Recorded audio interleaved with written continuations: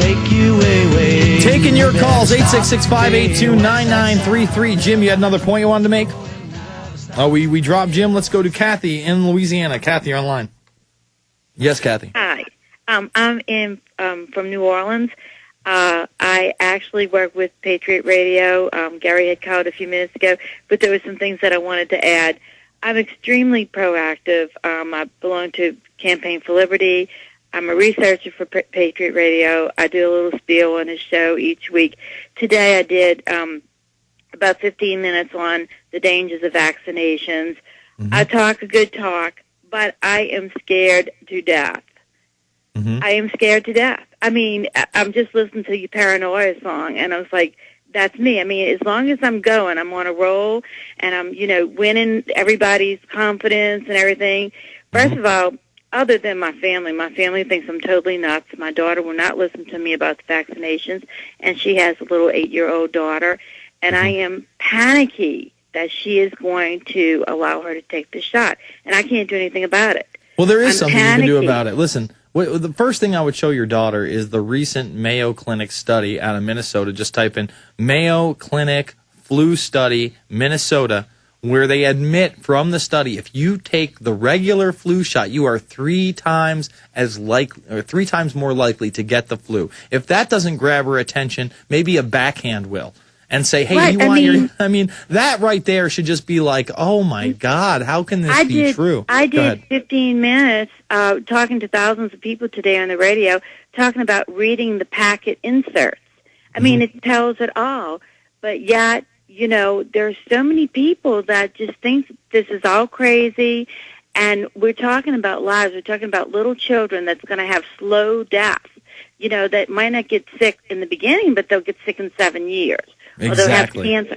And it's just so upsetting. And like I said, I go on a really fast roll. I'm constantly talking about it, pretty much obsessed about it. Mm-hmm. However, when I stop and really think about this is really going to happen, I am scared to death. Well, let me tell you, that's a normal reaction. That really gets your fight or flight instincts, and I'm glad that you're not fleeing, that you're standing up against it. That's the right thing to do. Listen, I'm not saying that we should become numb to humanity. I'm in this because I'm trying to save humanity. I realize how great we can be, but at the same time, I realize how ignorant we currently are, how egotistical we are on another level, how know-it-all. We know it all. Everything's going to be great. The country's great. It may have some problems, but we're the best nation in the world, and the government loves us. And we realize that that's not the case, and that this stuff is scary. But when you let that fear overcome you, all of a sudden you become less proactive. All of a sudden you don't think you can win. All of a sudden your heart's not in it as much. You're ready to lay down. I just try to take solace every day in something that I can enjoy, no matter how small. I don't get a lot of time to sit back and watch television and movies or kick back and watch the UFC. Although last night, at like 2:30 in the morning, I got to finish up UFC Fight Night from Saturday that I wanted to watch. And that, I was very happy about that. I'm like, finally, a little relaxation. I take solace in that. I take solace in the fact that I get to go hang out with my dogs for, an hour or so a day. I take solace in the fact that, once every couple weeks when I call my brother, I get to talk to my little niece who's 4 years old. I just have to live in the moment and thank God for what he has provided. And I'm not even a religious person, whatever you want to call God. I just thank, the stars, I guess. I don't know, something out there for having those moments with my family, with my friends. It does make me appreciate everything so much more. That's true. And you know what? Again, we can have victories. We don't always have to have losses. And it doesn't always have to be 2 step forward, 1 step back. I realize that this is a very tough thing to combat, and they are attacking us on multiple levels right now, from the cybersecurity command center that the Pentagon's building, to the GIVE Act that's already passed, to City Year becoming more and more powerful and more propaganda commercials coming out, to the fight in the Middle East, to these drills coming up, NLE 09. There is so much happening in the world, and we just have to, I understand, it is a daunting task, and there are so many nexus points, but if we can all come together, there are so many of us out there. Remember, the Revolutionary War was won with less than 10% of the population. I don't know if that's possible now, but I do believe that we can turn on 20, 30, maybe even 40% of the population in this country to what's really going on when it becomes bad enough. And we have to strike while the iron's hot, and the iron is steaming hot right now. And I do pray every day. I just look around and I see everybody grasping for hope, wondering why they can't go on with, they graduate from college. What's going on? I can't get a job. I can't get, what I've been working for the last few years. What's going on? And you tell them, and they think that you're crazy. And let me just tell you one song you might want to listen to. It's really, really cool. It's by Brett Dennen. Okay. Think I'm Going to Go Crazy.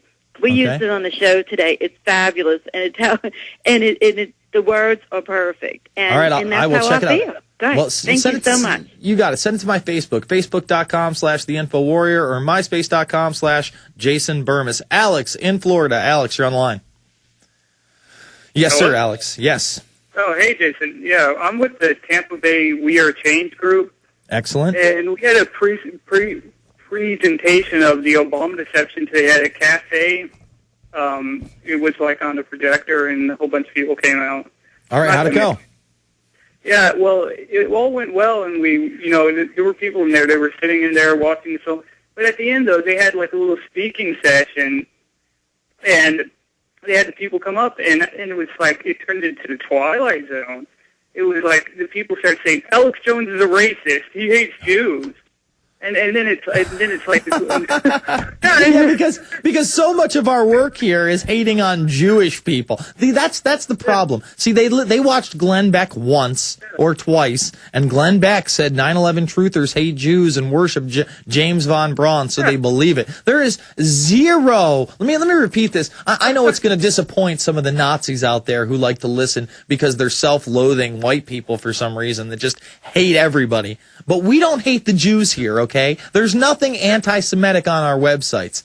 Everything we talk about in criticism to Israel is legitimate, and it's criticism to Israel and their policies, not Jews, okay? We don't throw the J word out unless, number one, they're actually Jewish. In other words, a practicing Jew. In other words, they practice the religion. Just because you're born in Israel, to me, it doesn't make you a quote-unquote Jew.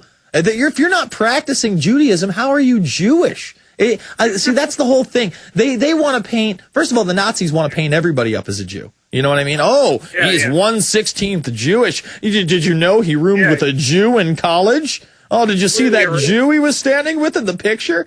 And and then they have the dumbed down people that listen to the mainstream and they actually believe that Alex Jones is a racist. Again, nothing could be further from the truth. It's evidence. They sat there for the whole Obama deception. They watched it. And then at the end they come to the conclusion they come up because they had like a little speaking thing on stage. And they come to the conclusion that Alex Jones is a racist. He's a conspiracy theorist because they were talking about when he was at the Bilderberg meeting. Mm-hmm. Where the fire alarm went off, and they said, "Oh, that's just crazy. He's a nut job because he said that something about the the fire alarm goes off right as he's about to reach millions and millions of people on the biggest alternative show in the world at a hotel that's about to be cleared out for the Bilderberg group the next day." And there's no fire, by the way. There's not even there's not even smoke in somebody's room from a cigarette. But Alex is the paranoid one. They're coincidence theorists, my friend. That's what they are. It just turned into the total Twilight Zone. I thought people were going to be informed after. They don't even look at the information they put out. They just attack Alex Jones. They say, "Oh, he's a white supremacist." I'm talking to one guy and I'm asking him, "Why do you call him a white supremacist?" And he says, "Have you looked at his stuff from the 90s? He says he was really into hating Jews and stuff like that." And I was like, "What are you talking about? Listen, go." There's a great film that Alex Jones did in the 90s. And he did the Police State film starting in the 90s. But go check out America Destroyed by Design. Almost everything he talked about in that film. Excuse me. Oh, man. I got to stop with the Popeyes before the show. Anyway, everything he talked about in that film has come to pass or is on its way to passing right now. America Destroyed by Design. Again, no racism, just facts by Alex Jones. Hey, thank you for the call and keep it up, brother. Just because you had that one bad experience doesn't mean you shouldn't keep doing it. You're informing people. You're planting that seed, whether they know it or not. Maybe they'll come around to the fact that we're not racist because we're not racist. Josh in Pennsylvania. Josh, you're on the line. Hello? Yes, sir. Hey, I was on the internet and I just came across a news story that might spark your interest a little bit. Let's hear it. Okay, it's journalist files charges against the World Health Organization and UN for bioterrorism and intent to commit mass murder. Continue. Okay, the people that are being charged are Barack Obama, the David Nasparo, UN System Coordinator for Influenza, Margaret Chan, Director General of World Health Organization. Yep. Kathleen Sebelius. Sebelius? Yep. Yes. Secretary of Department of Health and Human Services. Bilderberg member, by the way, but continue. Keep going. Okay, Janet Napolitano. Napolitano, the head of the DHS right now. Continue. Okay, David Rothschild. Oh, David Rothschild's on the list as well. Okay, keep going. David Rockefeller. Oh, Mr. Rockefeller or eugenics himself. Anybody else on that list? George Soros.